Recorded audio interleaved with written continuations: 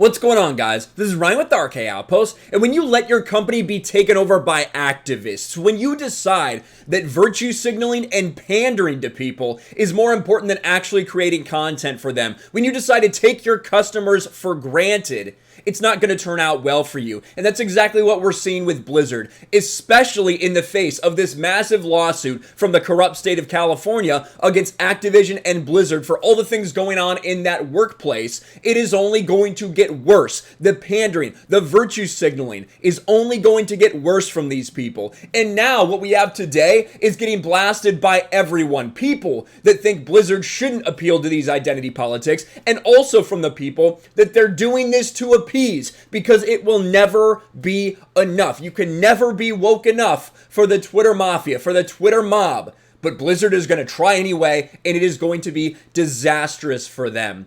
This is what this is all about. It's an update to Warcraft, or to World of Warcraft, the absolute state of World of Warcraft. And here is the bottom line. Vanilla wall paintings HD updated and desexualized in patch 9.1.5.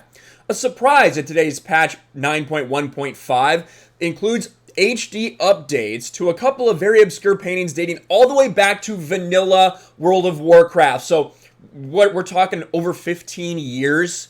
Over 15 years these paintings have existed, and they randomly decided to go back and update them now.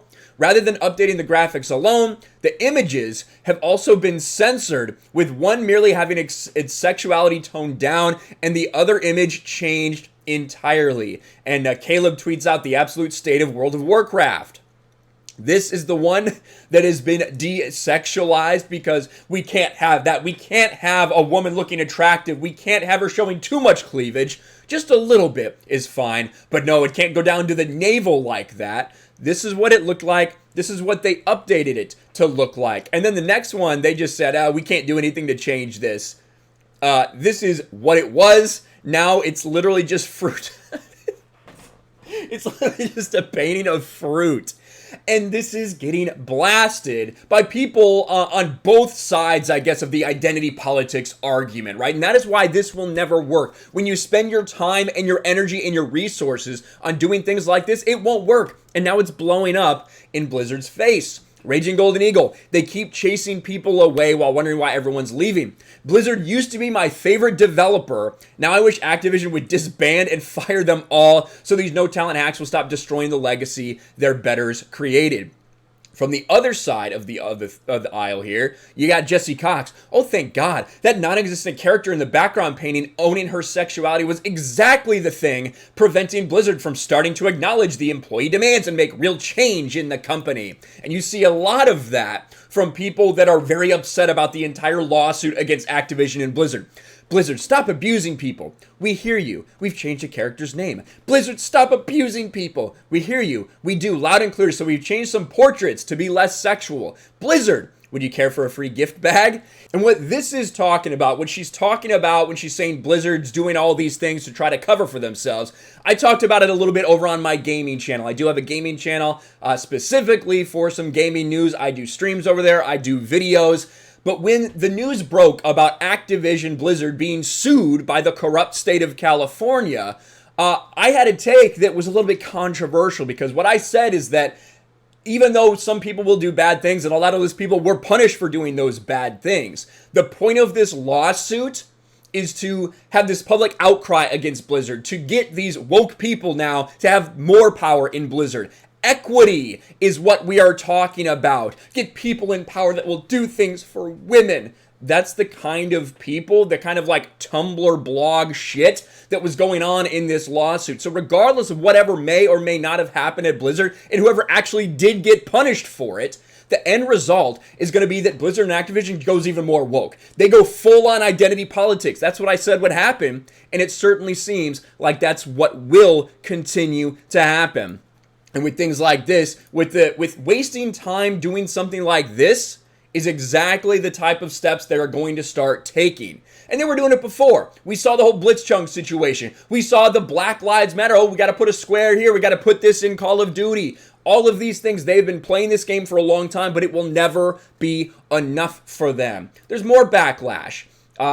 What is this from? Fandy, who is a Twitch partner, says, female body in WoW equals bad now. Yeah, basically. And Quartering sarcastically retweeted it. Lauren Chen replies, if the character is attractive, they want more clothes on her. If she's not attractive, the more sexuality, the better.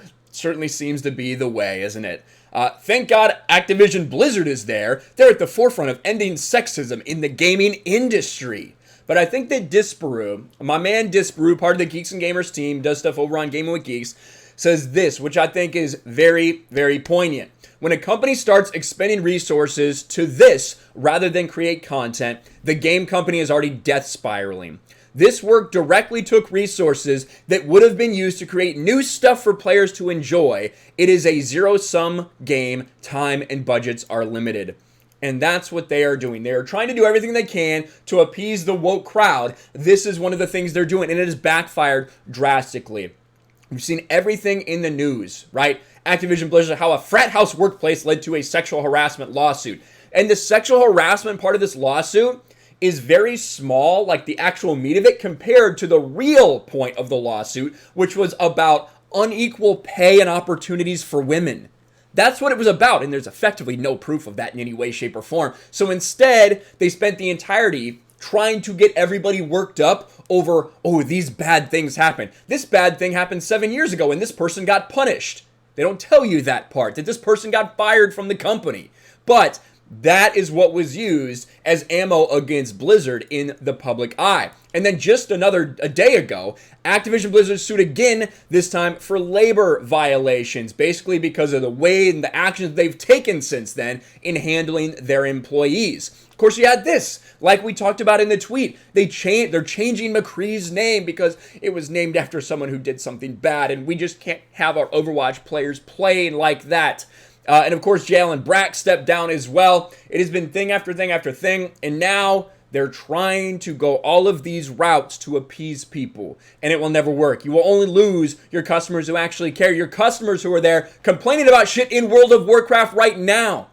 Because this last expansion, I don't think you can really say it was that big of a success. They're not seeing the numbers they would have wanted to, and now they're spending more time doing shit like this that nobody gives a fuck about, that nobody cares about, that nobody needs or wants you to change.